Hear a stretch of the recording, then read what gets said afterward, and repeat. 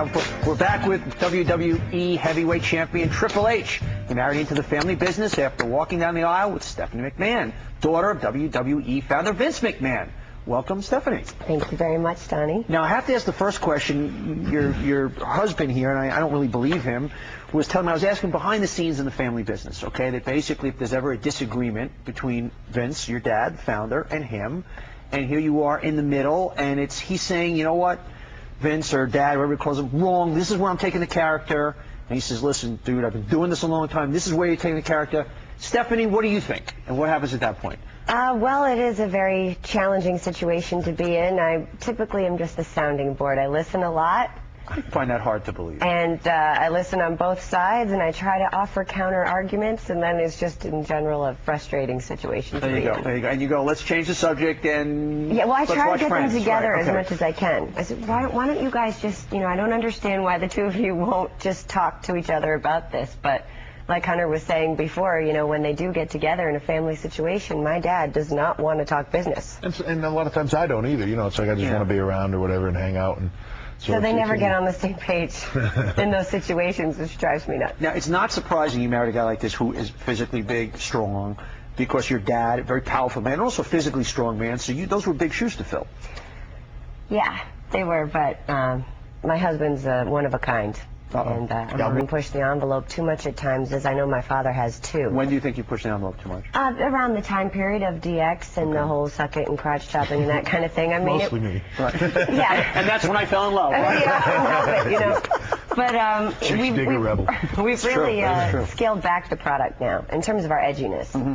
And, you just swing with the times, and the times are calling for a more conservative era, and that's really what we've become, and it's a stance that my father right now is really pushing throughout our storylines on both Raw and SmackDown, a more conservative approach. Is there something scary about that, though, that wrestling, which is this sensational out-of-the-box thing that is aimed at 12 and 14 and 18-year-old kids, that has a rebellious thread by nature, is now going, oops, we have a certain kind of White House with a certain kind of standard, and so we're going to calm it down? I'm kind of disappointed to hear that, actually. Well, it's actually just sort of listening to your audience. Okay. We give our audience, what they want. We have the ability, we have over 300 live events every year.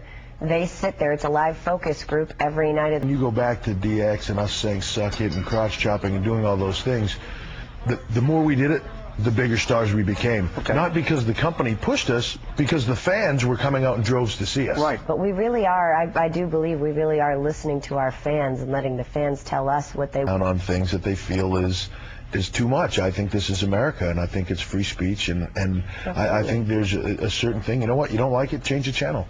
Well, I guess that's my point. And if wrestling is all of a sudden starting to really censor itself, we got some problems. And I think you need to take it with a degree. We're just not saying suck it and doing crotch chops. I mean, they're varying degrees.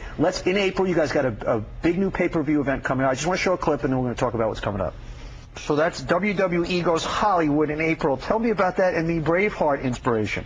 Well, Wrestlemania is our biggest show. That's like our Super Bowl. That's Wrestlemania 21 this year. Yeah. 21. Oh, how we're getting old. Yeah, no kidding. And that's our big event. And the lead into Wrestlemania is different every year. And this year, Wrestlemania comes from Los Angeles. So the gist of it is basically Wrestlemania Goes Hollywood, and the ads for Wrestlemania this year are all kind of spoofs or recreation of Hollywood films. Stuff. Now, I want to switch gears for a second before we go. A big new book out called Making Game.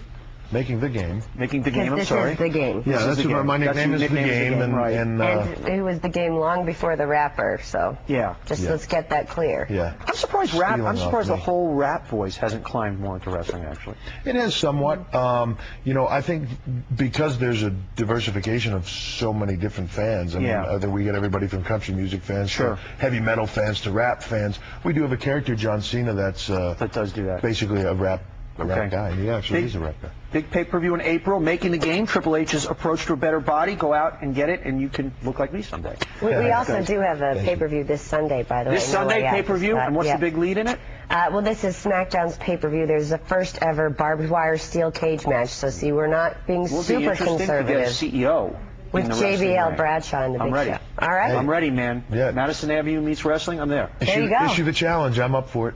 I didn't say with you. Can I be the referee? You could be the referee. Maybe your little sister will fight, guys. Thank you so much. Thank you very much. Pleasure. Triple H and Stephanie McMahon, the WWE